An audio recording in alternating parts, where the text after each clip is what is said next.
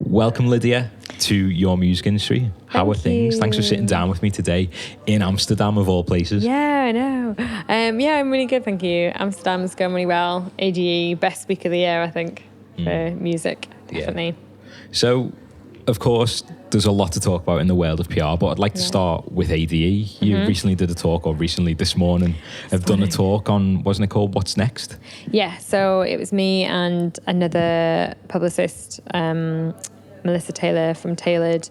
We're both at different points in our career, so it was like basically a panel about how we both got into music, like kind of pitfalls or successes over like the time that we've worked there, or worked in this industry, and giving advice to people who want to work in music, and also some advice to DJs and stuff. There was quite a few kind of aspiring artists in there as well.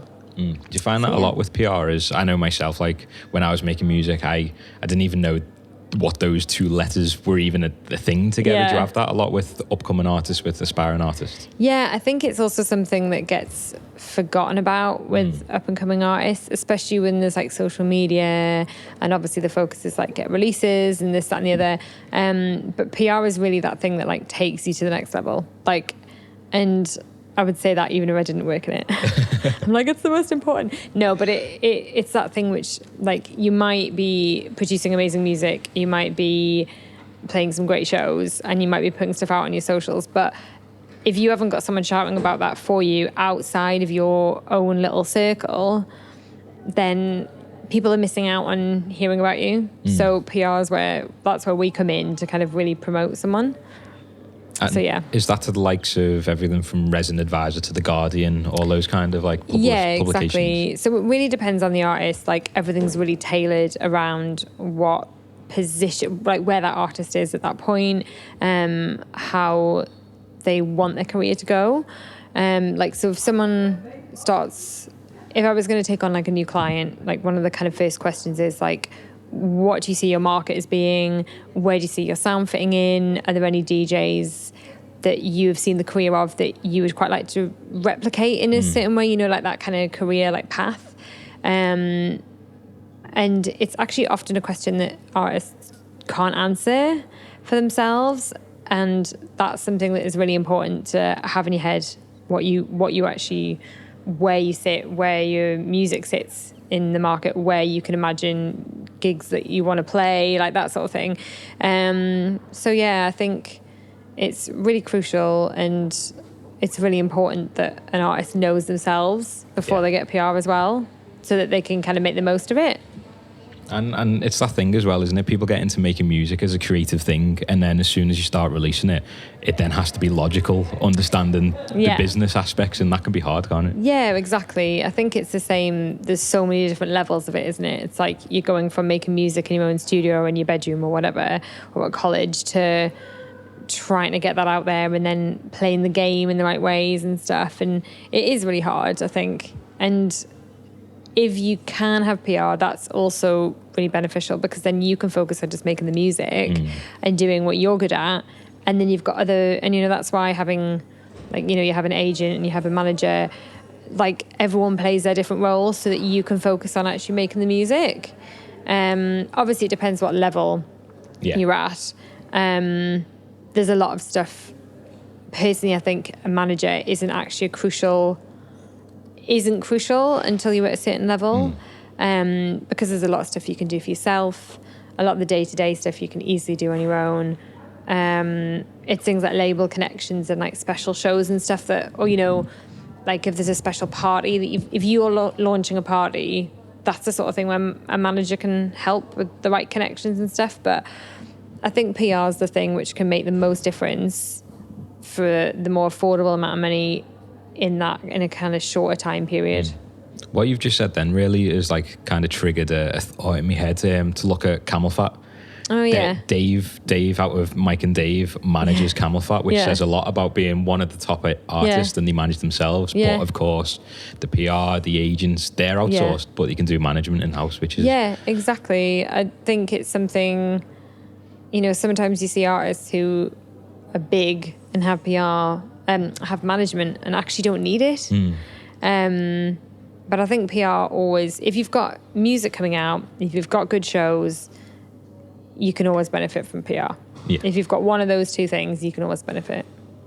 Sound. Yeah. So we'll dig into kind of the intricacies of PR in a moment, but I'd love to learn like an overview of your story coming into dance music, coming into the world of music journalism and PR. As I know myself from people I've interviewed, it's never a straight line. It's always a big windy road. So could you maybe overview that windy road and maybe highlight some of the best bits? I actually found dance music found me really late on. I'm going to say 2011. Oh, wow. Yeah, I was a proper like indie girl, or maybe sort of like really liked like Metallica and like AC/DC and stuff, and I just didn't know what house music was. And my friends actually ran Motion. Patrick Topping obviously ran Motion, and I'd never been. And then I think I just wanted to.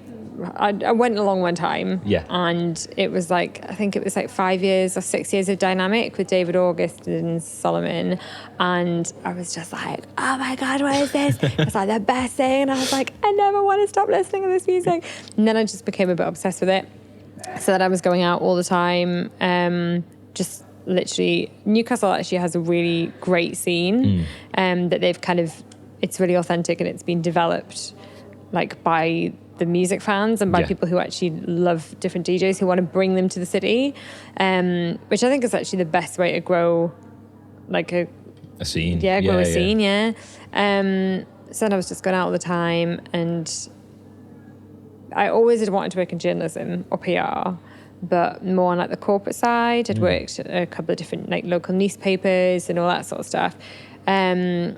And then I just thought, why am I not writing about this music? Because people who love this music are partying too hard to write about it. And people who are good writers probably aren't going out listening to this music as much, like especially not in the Northeast. So then I just started doing journalism and writing about music. And through that, I got a job at Ibiza Spotlight and did a season in Ibiza.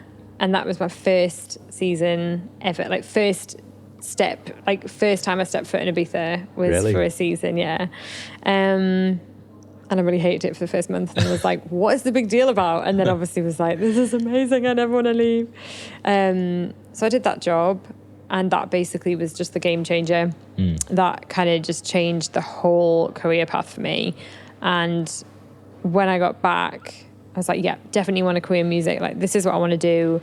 Because when you're doing that internship, it's like a full-time job. It's like you're interviewing DJs, you're going to clubs, you're reviewing stuff, like you're writing about news on the island, like you're right in the middle of it. And it's one of those opportunities where you can meet so many new people. So I basically came back, and a friend introduced me to my then boss. And I started working at Neighbourhood PR, and I worked there for 2 and a bit years. And then I left and set up on my own under my own name. So that was about 3.5 years ago now, I think. And in terms of going on your own journey of setting up your own kind of establishment, so to speak, in a very corporate way, was that out of your own kind of freedom, or was it maybe Neighbourhood wasn't exactly the sound you wanted, or what was the motivation behind that? I loved working at Neighbourhood, and like that's how I'd learned everything about music PR. It was just, I got to that point where I just wanted the freedom to do my own thing. I think I've always been quite a flighty person, and I find it quite hard taking like direction, or like, you know what I mean? Like following. I can relate. Even though I mean well, I just think that's something that I've always been a bit funny with. And I just thought it was time to just do my own thing, and like build my own business.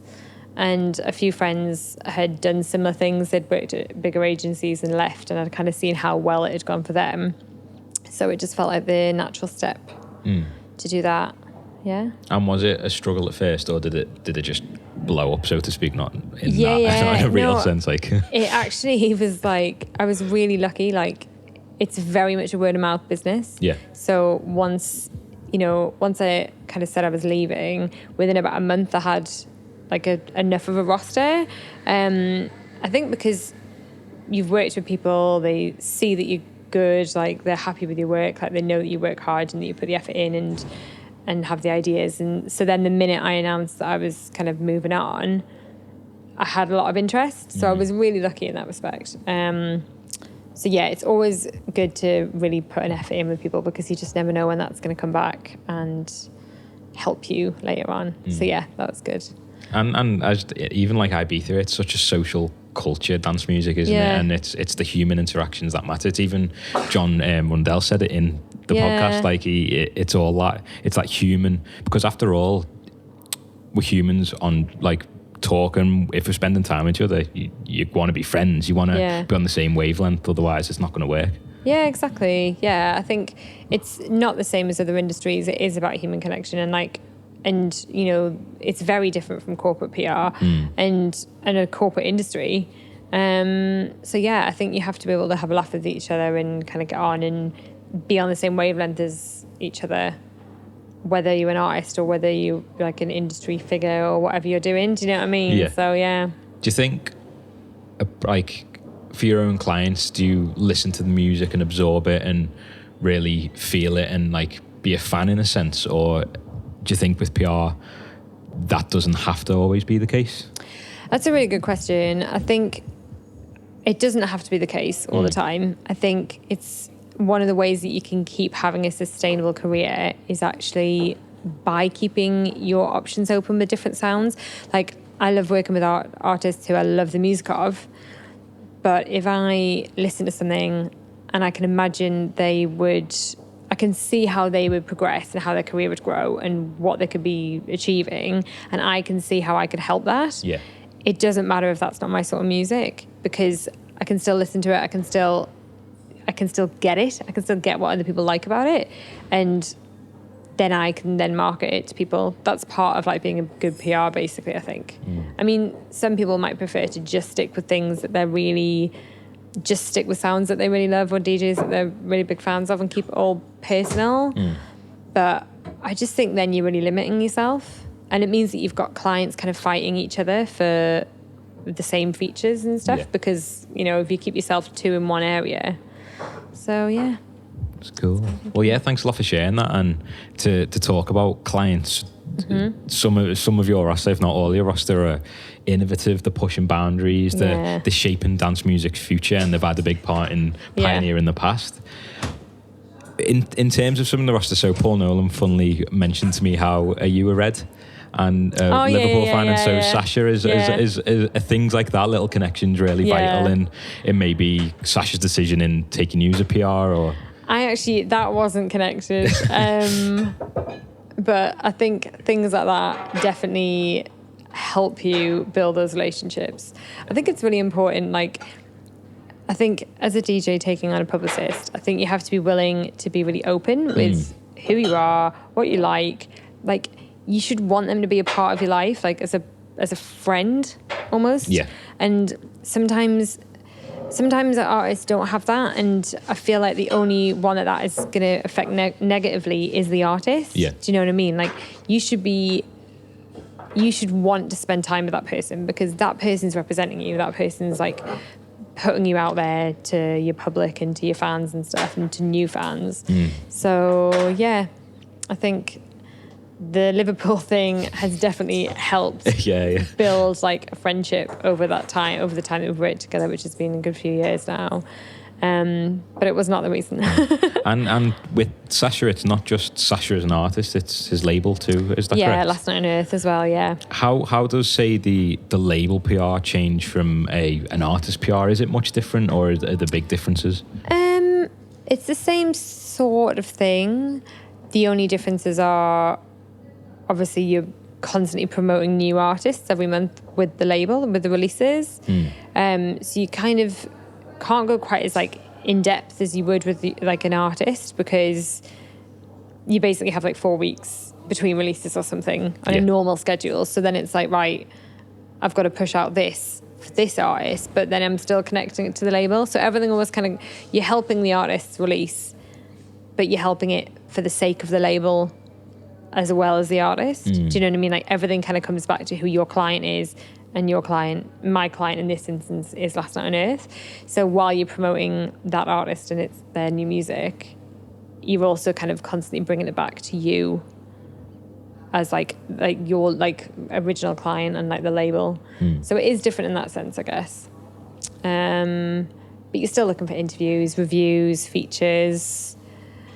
And it's a bit harder because you've got to constantly come up with fresh ideas. Yeah. Which can be really tough when you've got a label releasing really great music, but so regularly. It can be tough. It's just kind of constantly trying to keep ideas fresh, basically. It's just so much easier said than done.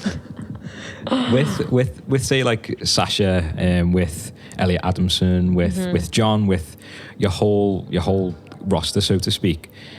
As you've kind of grown in the world of PR, have you found it easier to say no to things, or was that something you knew from the start? As I bet you get so many invitations for Sasha for all your roster. Yeah. I think you do get better at saying no.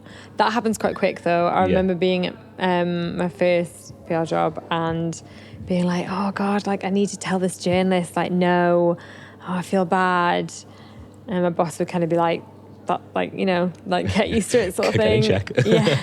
And it's also keeping that balance of like saying no, or sometimes saying like not just yet, because if something's just started out and you think there could be some promise there at some point, you don't want to just put them off and be like it's a definite no. So it might be a case of, oh, you know, it's not quite right at this point, but like we will come back to it. Like keep us posted with like how you're developing that sort of thing. Like if it's a new site, which isn't getting a huge amount of hits yet, but still looks really cool. It's just about kind of weighing up, and it's not all about reach either. Like sometimes a really, really cool, slick looking site is worth doing something on, even if the hits are really low, because it just looks like a really good feature. And I think a certain amount of responsibility has to come down to the artists, like, and the artist's engagement on socials and stuff. Like if they're posting an article on Facebook, what about all those people who are fans of that artist? They should be liking it and they should be reading it. So that should affect, so even if a blog doesn't get a huge amount of content, you'd like to think that your fans will still be reading your specific article on there. Do you know what I mean? Yeah. So yeah, I think it's just, you do get used to saying no though.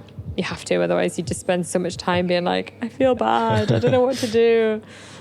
And with that process of say for example, this relationship started off with myself requesting Sasha at a very early day. Does, in terms of like invitations or requests, does it go to you and then you say yes or no, and then it goes like Sasha, and then Sasha says yes, and then you and then reply, it comes back? So it really depends. If generally, like, I'm a bit of a gatekeeper. Yeah. So like people will request stuff. If I know straight away that he or she isn't going to like that, isn't going to do it, I will just say no on their behalf. Like that's, so if you hire someone for PR, they are representing you in that way. Like unless you specifically say, oh, I want to be sent everything that comes in, you're basically, you have to just trust them that they're going to send you the right things. Like if something comes through that isn't right for you, they're not going to waste your time kind of being like, oh, like this cheese magazine wants you to do this feature on like Edam. Although actually that sounds really cool, to be fair. So I'd totally be like, put them in the cheese magazine. But yeah, so it's like, yeah, it's a bit of a balance. Sometimes there's a grey area where it's like, oh, like this actually looks really, like what I'm saying about like, you know, if a site looks really cool, or like you feel like it's a good opportunity, but there's just something not quite right, then you'll either pitch it to the artist or management and say, this might not be quite right, or you'll kind of put the reason out there, like the disclaimer, but say, I still wanted to put this to you, so you had the opportunity of choosing. Yeah. So yeah. That's cool. There's flexibility. Yeah. Super. Well, I hope Sasha's on it soon. I know the process now. No, I'm joking. I shouldn't have told that process. I'm like, not just yet. No, I'm joking. No, I respect that as well, because I understand every blog, every publications in their own part of the journey, and it is that progress. It's like an artist. They don't, unless the infrastructure is weird, they don't instantly start releasing on the top labels. It is a progress, isn't it? It's a process. And I think like in the same way that like if you pitch an artist, if you're like, oh, I want to get this artist on the podcast, and then I come back and say, no, but how about this artist? And then you end up getting a really good podcast out of it. And then the relationship develops, and then you kind of build on that. Do you know what I mean? Like then that helps you with the other artists that you're also contacting, and it kind of all helps. Everyone helps each other. Do you know what I mean? Like I think you can kind of build up to the people that you want, and you're also helping the PR out, because then the PR is getting coverage for their other clients, and then they're going to be more kind of motivated to help you out with something. And it's just like that kind of... Yeah, it's the relationship, isn't it? It's just the relationship, yeah. And to not see things as binary, as a yes or no. It's exactly. a process, as we There's said. always... Yeah, exactly. So for a moment, I'd love to kind of jump into, say there's a producer, artist, DJ who's got a new EP coming out that isn't, say, on a huge label, or maybe he's releasing it independently. Yeah. What would some recommendations be for, maybe if they can't afford the PR, what's maybe some easy things, or not easy, but what's some things they can do to kind of help with the release, help with building the campaign, help with increasing the reach and relationships? Okay, so I would make sure that you ask the label if they have anyone working in-house on PR, and if they do, like, be really polite and not over the top, but insistent, like trying, find out what they're planning on doing around the release, like do this in advance. One thing is that sometimes labels can be a little bit slow to kind of get their shit together, and if you can kind of be ready, if there is someone who's like working PR for the label, for example, and you're putting it out on this label, like if you have the masters, obviously, which you will do, just make your own SoundCloud link, send it to the publicist, and be like, just in case you don't get this from the label yet, here it is, so you can start pitching stuff. Because sometimes there can be a bit of a slow, like, kind of things can take a bit longer from the label side because they're busy with all the other bits and pieces, and it can help because then you can get, if I get something like 6 weeks before it comes out instead of like 3 weeks before it comes out, that gives you more time to pitch it. But if there isn't any PR involved at all, then I would speak to the label, see what they do, because sometimes they'll send stuff out to like a promo pool. They'll send stuff to they'll have a mix of like club promo and radio promo or something. Just find out what's actually available. And then there's a load of sites which actually still have their contacts like on their pages. So really, I know it's hard because there's so many different blogs and stuff, but if you're interested in music and you want to have a career in it, you should be reading all the different blogs, or like casting your eyes over different blogs and websites and stuff. So all those ones that you kind of read or look into, check and see if they've got a contact section, or tweet them, like try and find a way of getting in touch with them, because the contacts are out there, quite easily reachable. Ask around politely, and then you can always send your music yourself. So send like your private SoundCloud link, MP3s if you want to. Some people obviously are a bit more precious about that. That's totally fine. And like a kind of elevator pitch about yourself, basically, because you can do it yourself. Yeah. Do you know what I mean? Like think about things you can do on your own SoundCloud, like putting a mix up that is connected to the release that's coming out, like a Beatport chart, things that you can just kind of have little bits of visibility going on, like around the release, and socials.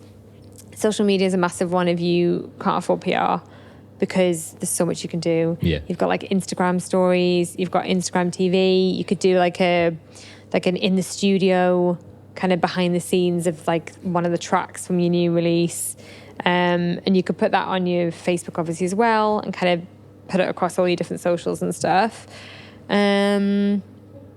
That would be really cool actually, because then you engaging with your fans as well. Yeah. Social media is such a powerful tool, as long as it's used positively, because that's another topic for another day. Yeah, exactly. And then obviously when you are sharing things, you can tag all the different, all the different equipment and stuff that you're using, all your gear and the label and stuff, and hope that people repost. If you're able to get that track to another DJ to play, like obviously the dream is to get someone like Marco Carolla playing it at like 4 a.m. somewhere, and then it going crazy. But even if it's just have a think about what DJs would actually play that track. Try and personally contact them, either through, like all DJ pages will have like a management contact or a booker contact or whatever. Politely and not pushy, try getting in touch, or try sending a track and say like, a lot of the time this stuff might not come through, but it's the same with PR. Like I send hundreds of emails and 5 things might come back and happen, but that's all you need Do you know what I mean? That's all you need to kind of like build some momentum around it. So I would say do that. What would you say the best kind of like lead time is for approaching blogs, approaching publications? Is there like, don't do it if releases in a week? Yeah. Or... and another thing is like things like Mixmag and DJ Mag have the email addresses at the front of the magazine or on the reviews page. I think DJ Mag, it's on the reviews page. Mixmag, I think maybe at the front. No, I think that's about right. So then you could look and think, oh, you've got this house track coming out in like... So for print magazines, you're looking at like an 8 to 12 week lead time. Nowadays, like it's a really long lead, like they get everything sorted really far in advance. That's not to say if something amazing comes along, they won't fit it in. But if you want like a really good shot, online it's a lot less strict. So ideally a couple of weeks. I mean, if you've got the time, ideally a month, like get in touch with them about it, because that gives you some time to kind of follow it up a couple of times. My usual thing is like, if they haven't come back to you in 3 emails, then they're not interested. But I mean, that's just, I couldn't send any more than that, because it would just start becoming ridiculous in my job, because the amount of emails I send anyway. So it'd be like, but yeah, that would be my advice. Sound. I love that 3 email follow-up. I'll use that myself. Follow-up. If someone really wants to do it, they will reply straight away. Or if they miss that one, there's a chance that they can miss the first one because they're on holiday or because of the whatever, right? But they will not miss it twice if they really want to do it. They will see that in their inbox and they'll want to cover it. So save yourself a lot of extra time. Yeah, and I think from Liverpool Audio Network, we speak to a lot of people, and it's even a new thing to know that a follow-up email exists. They send one email and think no one's replied. That's it. It's gone forever. And it's sort of really trying to like push in. Like just because they don't reply doesn't mean like they're not into it. Like everyone's so busy nowadays, especially in this digital industry. It's just non-stop. Yeah, totally. You've definitely got to. There's got to be a certain amount of pushing. Like, it's like in Newcastle, we say like shy Ben's getting out. Like, you've got to ask things. You've got to try. And you can be a little bit pushy. But obviously then there's a point where it's like, let it go. Because you also will have another release coming out at some point and you'll want to contact them again. And they might say yes to that one. Yeah. So you don't want to have sent them like 10 emails and be like, oh, it's weird. They don't want to cover this. It's like they've put some like block on so they don't get 10 more emails from me. You're on the blacklist. Yeah, exactly. So because we're coming to an end of the podcast, I'd love to dive into something less musical but still music related. So you not only like to, let's phrase it as giving back to people and the planet as a, she said, so mentor and being environmentally aware. Yeah. Where does that come from as the motivations, and how do you see that playing forward in the next few years from both the she said so kind of things and also sustainability in dance music? Yeah, I think I've always been really into the whole sustainability field. I'm a vegetarian. Just put that one out there. Well, actually, I'm also dairy free. Just put that one out there as well. I'm fully vegan. But I actually still eat eggs, but I'll probably get loads of hate for that one. No, I'm joking. But I think, and I'm just a massive animal lover, and I also think like in just nature, like nature's such a massive part. Like there's this whole kind of mental health issue in the music industry because our entire career seems to be focused around technology, like dark studio rooms, dark clubs, like even though, you know, even when you're at a festival in the daytime and stuff, everything's really intense and full on all the time. And like nature is totally the opposite of so much that we do. And I think, and it's something that we all really, really need. And I find it really difficult when we have these amazing festivals and these paradise locations, and then the festival ends and you just see the absolute devastation that has been left on the place. You've got things like Glastonbury, like, which so many amazing people go to, and it changes their life, and then they leave their tent there and go home and just litter everything. And it's like, how can you, I feel like there's a disconnect. I feel like this is changing a lot now, but there seems to have been this kind of disconnect between like living in the moment and enjoying the escapism that like electronic music brings you, and actually the damage that it can cause to the planet. And I think there's a lot of stuff changing now. Like, people are a lot more switched on. Blondish has got her Bye Bye Plastic initiative, which I'm involved in as well, which is amazing. So that's all about basically having a single-use plastic-free music industry. So we're starting with like an eco rider. It's like a plastic-free booth. So the idea is to so the idea is to basically have no plastics in the booth, like using alternatives. But then we also are a consulting agency as well. So we give advice and consult on how a club could become completely plastic-free.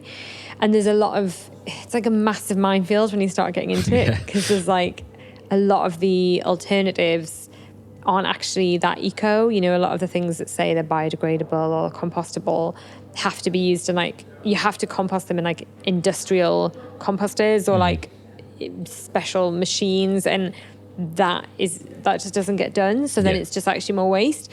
So Bye Bye Plastic give all this advice, like explain which are actually the best, which are also going to work for your brand or your business or your club or whatever.